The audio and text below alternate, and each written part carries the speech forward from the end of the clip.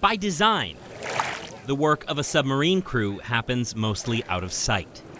Submarine service made up less than 2% of the Navy. And Ralph Sturley learned that quickly when he served aboard the USS Sea Owl in the Pacific during World War II. It's a pretty looking ship, is what I think.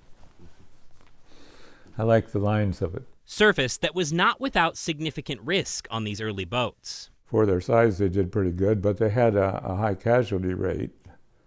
They were the highest casualty rate of any armed services.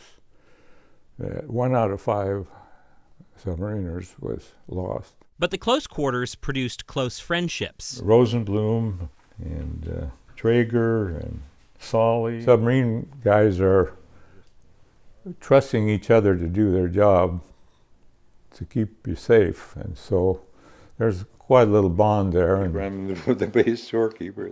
A feeling that translates to his fellow members of the U.S. Submarine Veterans Seattle base. It's kind of like family, you know. Your family is a little bit more important than anybody else in the world, usually. The work of a submarine crew happens largely out of sight. Seattle and Havana. Which is why Ralph worries the visibility of the group is slipping too. We don't get a lot of younger members.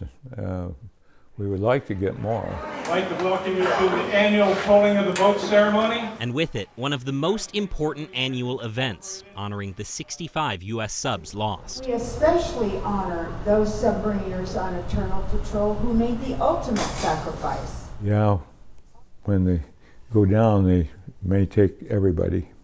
Quite often, usually, they take everybody. With the loss of 40 officers and men. Every summer they gather, though their numbers are fewer. In my day, in the boat service, we used to say, most of the time, all we have is each other. Nothing illustrates that clearer than thinking about the lads entombed in the rusty hulks, resting on the ocean's floors throughout the world. But they still ring a bell for each craft and its crew. The USS F4 was lost on the 21st of March, 1915, with the loss of 21 officers and men. They make sure no sacrifice is forgotten. USS 05, SS 66, was lost. They're quite moving for us because we think about the people that we served with and what happened to a lot of them. Ralph worries someday they might not have the members for the tolling of the boats. The USS Raleigh. The work of a submariner already happens out of sight, so they want to take extra care that their fallen are not forgotten.